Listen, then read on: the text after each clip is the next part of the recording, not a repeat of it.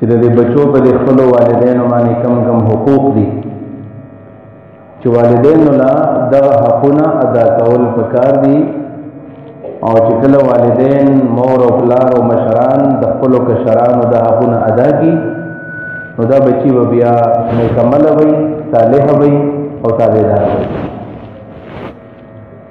په تیر جمعه کې موږ یو څو خبرې کړې بنیادی. اول نمبر دا خبره هم کړې وه چې کله ماشوم پیدا شي نو د نوم انتظام ورله کوي. نوم انتظام چې ښه نوم ورله کېږي.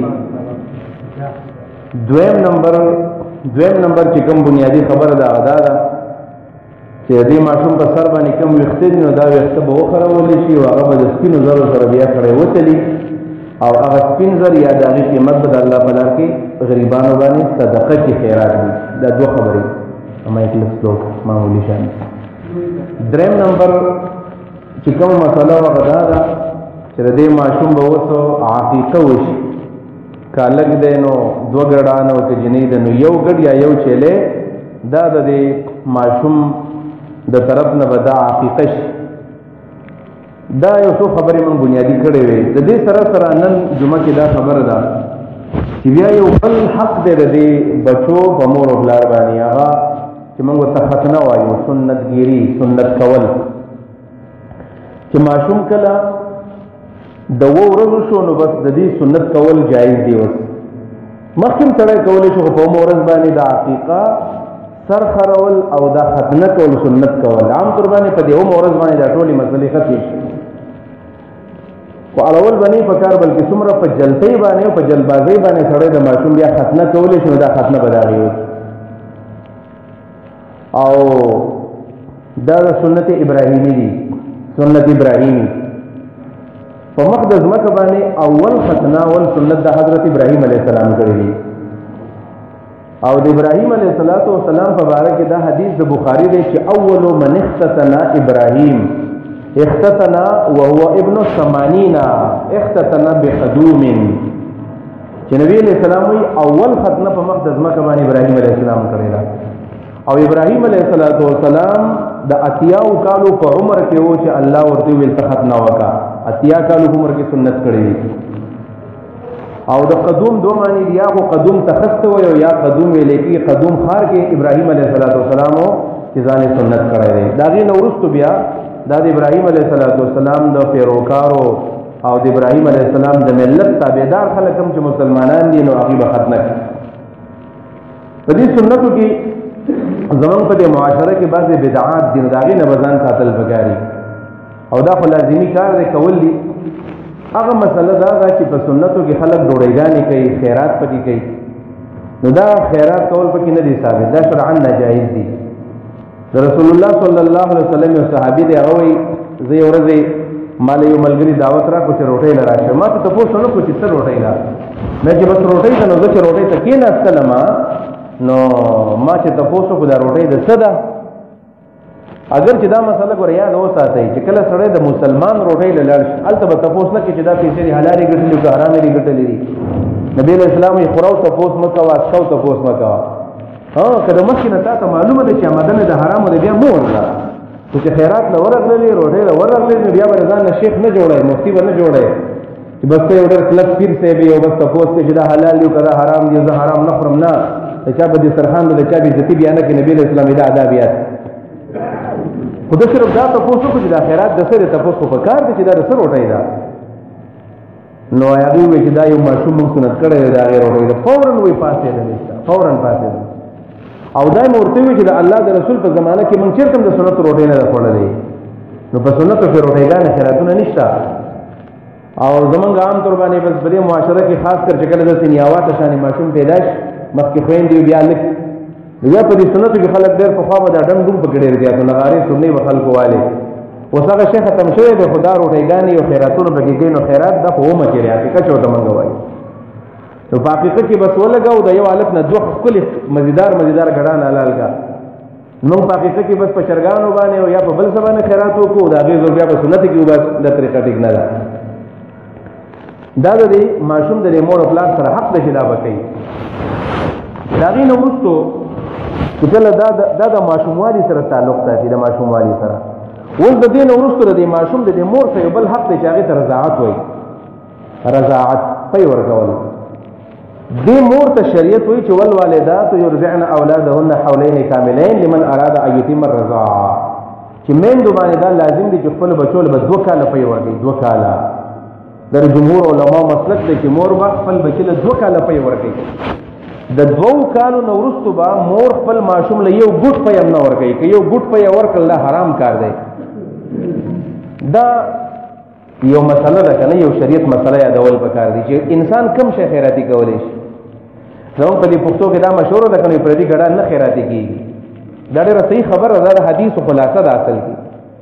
کم شي به انسان خیراتی کوي، نو مسله دا ده هغه شی به سړی خیراتی کوي چې د یو شي ته په خپل باندې مالک یې، د هغې آنرشپ او د هغې ملکیت ستا سره وي. یعنې ستا خپل جیب کې موبایل دی، جیب کې د پیسې دي، ستا خپل بیزار دی، خپلې جامې دي، خپله ځمکه ده، خپله تنخوا ده، خپل دکان دی، نو چې چاله ته ورکوې زکات هم چې ورکولی شي، خیرات هم ورکولی شي، تحفه هم چاله ورکولی شي، هبه هم ورکولی شي. خو د کوم شي چې یو سړی مالک نه وي نو هغه خیرات نه شي ورکولی سړی. لکه علما دا مسله بیانوي که نه چې دا مور ده د دې په دې سینه کې پی دي پی، او ماشوم چې کله پیدا شي د ماشوم دپاره الله د هغې په سینه کې پی پیدا کړي، نو دا مور دا پی صرف او صرف د خپل بچي له ورکولی شي. خپل بچي له بل چاله به بغیر د ضرورت نه دا پی نه ورکوي. یو ماشوم دی او د هغې د پیو انتظام نشته، خو ټیک ده جاړي او چېرې تکلیف دی ورته، دا بوله ضرورتاً ورکړي. خو داسې هر ماشوم به غېږ ته نه رانیږي چې خو دې له پی ورکوم او دې له پی ورکوم او دا به مې بچی شي دا به مې بچی شي. دا طریقه ټیک نه ده، چونکې د دې ماشوم بل خوراک نشته. نو شریعت دې مور ته ویلي چې ته د خپل جز دا ستا پی دي، نو دا ته د ماشوم له ورکړه، خو دا ملک نه دی. په دې وجه باندې دا مور د خپل پی خرڅولی نه شي. دا اختیار نه دی. اختیار چې نه دی د دې وجه نه دا پی چاله نه شي ورکولی. یا دا وینه ده که د وینه کله یو چا ته د وینې ضرورت راشي نو موږ له وینه ورکوو. د یو کس او د بل کس په منځ کې چې کله ګروپ د هغې میچنګ وشي او د یو اے پازیټیو دی بل اے پازیټیو دی یا نیګیټیو دی بی دی، هر څه ګروپ چې دی، نو هغې ته چې د وینې ضرورت راشي بل انسان یې ولوي. نو دا صرف ضرورتاً انساني همدردۍ په بنیاد باندې ورکولی شي. نور ګوره څوک وینه خرڅولی نه شي. بلډ بینک ته لاړ شي زمانه دا یو 2-3 ډراپه وینه واله او دا د باندې خرڅومه. بعضې وینې داسې هغه نایابې نه میلاوېږي. یو سړی راشه زه خرڅوم نه شي خرڅه، دا پیسې حرام یې دي، ځکه د دې موږ مالکان نه یو. پی خو په احادیثو کې راغلی دي، په قرآن کې راغلی دي. د وینې ذکر په قرآن او حدیث کې نه دی راغلی چې چا له وینه ورکول جایز دي که ناجایز دي. بعض علماو ته ناجایز وایي، خو جمهور علماو ته جایز په دې بنیاد باندې وایي چې چونکې دا پی هم مور بل چا له ورکوي، یو ماشوم له ورکوي، او په دې کې د مور دا یو اندام مفلوس کېږي نه، څوک خپل اندام بل چا نه ورکوي. دغه شان وینم ده.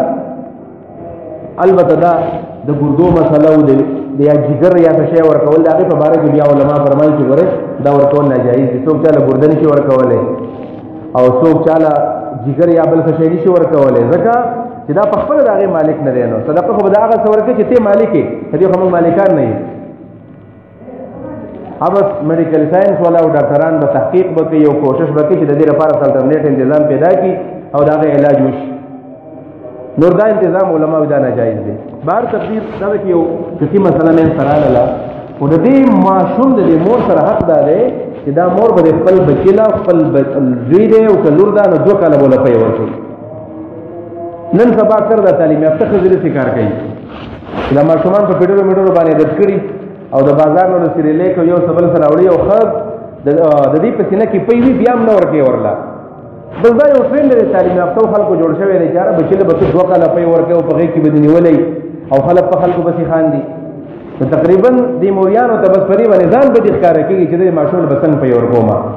نو ډېر زر 15 میاشتې پس او 6 میاشتې پس ځکه ماشوم چې د 4 میاشتو شي نو هغه د پیو نه بغیر بیا په نور خوراکونو ګزاره کولی شي. نو بس 4 میاشتو نه پسې هغه کوشش کوي د پیو نه چوري. دا د ماشوم تربیه ده، دا ګناه ده، دا حرام دي. والوالدات یرضعن اولادهن حولین کاملین، 2 کاله به مسلسل پی ورکوي. لمن اراد ان یتم الرضاعه، که څوک مسلمان یو د الله نه یریږي او دا و چې زه د ماشوم له صحیح رضاعت ورکوم 2 کاله به ورکوي. البته 2 کاله نه زیات نه شي. په دې وجه باندې یو ماشوم دی او د هغې 2 کاله عمر شو، په 2 کاله کې دنه د یوې زنانه پی وخوړل دی، رضایي مور ګرځي، د هغې بچي رضایي ونه خویندې شول. او کدا ماشوم د 2 کالو نه واغوښتو او بیا د چا په یو خړل په دې د هغې مور نه ګرځي بیا ځکه 2 کاله اجازه ته اخوا غلط کار یې وکړو د مور هم غلط کار وکړو د ماشوم باندې حرام وخوړل خو نور دای مور نه ګرځي بیا د 2 کال نه پس رضاعت نه ثابتېږي نو دا یو شرعي حکم دی د الله د جانبه چې والوالدات یرضعن اولادهن حولین کاملین مور د سکارو کې مور چې هغه ماشوم له صحیح پي ورنکي چې صحیح پي ولا کله ورنکي نو بیا هغه ماشوم چې غشي د مور نافرمانی د مور نه مني ځکه چې کم تربیت ته دا بچی په ماشوموالي کې محتاج نو د مور هغه تربیت نه دی کړی د خوراک په شکل کې او د غذا په شکل کې دا یو بل حق دی بچو د مور بلار سره او زنانو باندې ګوره دا پابندي نه چې دا به هر چا له پي نه ورکړي چې بس ماشوم ګوري د خپل سینې ته اچي دا غلط کار دی چې حد درجه ضرورت نو راغلی او ماشوم مور نشته دی یا یتیم شوی دی یا دغه بل څه مسله ده او د دې په نه بغیر گزاره نه کیږي بیا به ضرورتن دا جایز کیږي نور به څوک داسې نه کوي چې بس هر چا له سینه ورکوي او پي ورکوي چې دا به زما بچی جوړ شي او په دې کې مسلې بیا راځي وروسته بیا چاته رضاعت پته نه رضایي خور او ورور او په خپل منځ کې ودونه په دې یو ډېر لوی عالم په باره کې مې اورېدلی دي اوس هم ژوندی دی سپین ږیری دی مشر عالم دی شیخ القرآن شیخ الحدیث د هغه باره کې ما صرف اورېدلی دي چې هغه کله واده وکړو ډېر عمر بعد ورته پته ولګېدلې چې یاره دا زما رضایي خور ده پاټۍ مو د چا نه وویلي په سپینه ږیره باندې نو د هغې نه وروسته بیا خپله بیبي طلاقه کړله او دا زما خور ده خو دا مسلې هله راځي چې کله زنانه بې احتیاطي کوي بې احتیاطیانې کوي په دې بې احتیاطو کې بیا دا مسلې راشي د خپلې خور سره بیا واده وکړي د علامه ابن سیرین رحمه الله په باره کې راځي وایي یو سړی ول راغی دا خوبونه چې دي خوبونه رښتیا خوبونه چې دروغ به څوک ځان نه جوړوي بعضې خلک ځان نه خوبونه جوړوي او پیغمبر مې خوب ولیدو پلانی بزرګ مې ولیدو فرشته مې ولیدله دا ګناه ده نبي علیه السلام فرمایي چې چا د ځان نه خوب جوړ کو د ځان نه من تحلم بحلم لم يره خوب بیان کو نه دی لیدلی اسی د چا د پاره خوب بیان کو نبی علیہ السلام وی د قیامت پر ورځ باندې به الله دل وربش ورکی چې د دې نه پړې ورغړه د وربش نه پړې چیرته رسېږي لګي یعنی دا یو ډېر غلط کار دی چې د ځان نه سره خوب جوړ کی خوبونه به څوک د ځان نه جوړي هو صحیح خوبونه شته او نبی علیہ السلام فرمایي چې اصدق الرؤيا فی الاسحار د ټولو نه ښه خوبونه هغه دي چې د سار په ټیم کې ولیدل شي د سار په ټیم د سار په ټیم کې خوبونه چې دي نږدې یعنې 3 بجو ټیم ته 3 بجې په ټیم کې دا خوبونه دا رښتیا وجه دا ده چې دا معده په دې وخت کې علماء دا خالي کېږي او څومره چې سړی په لوږه باندې خوب وویني په لوږه باندې دا خوب صحیح خوب وي ځکه چې سړی کله ډوډۍ ډېره کړي او دا په ډرقو باندې ویده شي ماښام او خېټه ډکه ده او ګرځېدلی نه دی دا به خامخا ډراوني خوبونه ویني یا به له چا سره جګړه کوي یا به له چا سره جنګ کوي یا ورپسې سپي ورپسې شوي یا ورپسې ماران ورپسې شوي ذکر د معده ډکه ده نو دا داسې ناشنا سوچونه فکرونه به د ذهن له بیا راځي